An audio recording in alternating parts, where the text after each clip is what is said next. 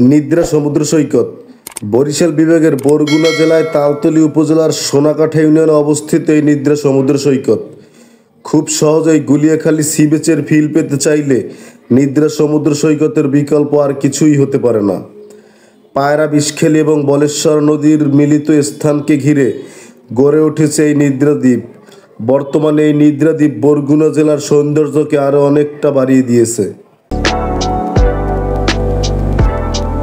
প্রায় ৫৬,০০০ বর্গমাইল বাংলাদেশের দক্ষিণের জনপদ বরগুনা।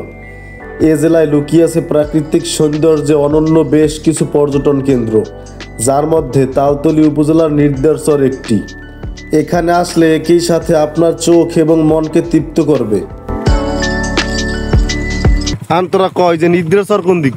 নিদ্রাচর ডিসি পয়েন্ট এই রাস্তা কোন দিকে? এই পিছনের দিকে দেখবেন না কত যাই গিয়া দেখবেন না কাঁচা রাস্তায় উপরে যাইবেন তবে দেখবেন না ওই পাশে দোকান এবার দোকানটা এই পাশে একটা রাস্তা আছে এই রাস্তাতে নামবেন এবার ওই পাশে একটা দেখবেন না জঙ্গল। তার মানে আমরা এই জায়গাতে ডাইনে ঢুকছি যাবো ওই দিকে বামের দিকে ভুল পথে চললিস আমরা এই যে মুরব্বি। তবে নানা সমস্যার কারণে আজও এই জায়গা রয়ে গেছে লোকচক্ষুর আড়ালে। 2 কিলোমিটার দীর্ঘ এই সমুদ্র সৈকত স্থানীয়দের মতে এর আয়তন 5 থেকে 7 বর্গ কিলোমিটার। একদিকে সুবিশাল বঙ্গোপসাগর, অন্যদিকে শান্ত নদী এবং মাঝখানে রয়েছে কেওড়া, গেওয়া, জিলাপি বাইন, সুন্দরী সহ বিভিন্ন প্রজাতির গাছে ঘেরা সবুজ পরিবেশ। সমুদ্র সৈকতের চারপাশে থাকা ছোট্ট ছোট্ট গর্তে খেলা করে জোয়ারের পানি। অপেক্ষাকৃত নতুন ভূখণ্ড হওয়ায় এখানকার পরিবেশ অনেকটাই অক্ষত এবং প্রাকৃতিক। বাংলাদেশের অন্যান্য সমুদ্র সৈকতের তুলনায় এখানে দর্শনীয়দের ভিড় তুলনামূলক কম থাকায় নিরিবিলি সময় কাটানোর জন্য একটি আদর্শ স্থান। এ জায়গায় চোখের সাথে মনকে তৃপ্ত করে। তবে এখানে একজন পর্যটনের জন্য ন্যূনতম যে সেবাটুকু থাকা প্রয়োজন তাও নেই। কিছু খাবারের দোকান থাকলেও তা যথেষ্ট নয়।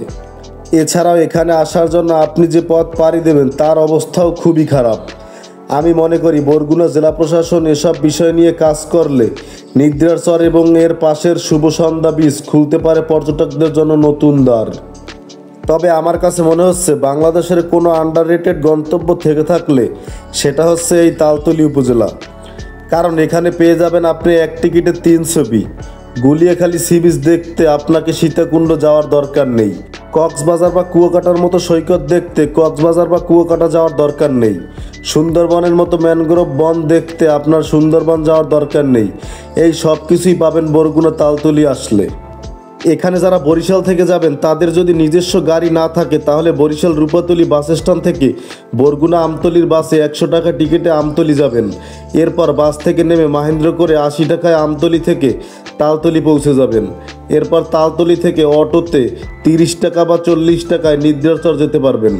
আর যারা নিদ্রাচর, শুভসন্ধ্যা বীচ, ট্যাংরাগিরি, ইকো পার্ক সব জায়গায় ঘুরবেন তারা কিন্তু 5 থেকে 600 টাকা দিয়ে সারাদিনের জন্য অটো রিজার্ভ করে নিতে পারেন। দর্শক, ভিডিওর সাথেই থাকুন আর উপভোগ করুন তালতলী, নিদ্রাচর ও শুভসন্ধ্যা বীচ।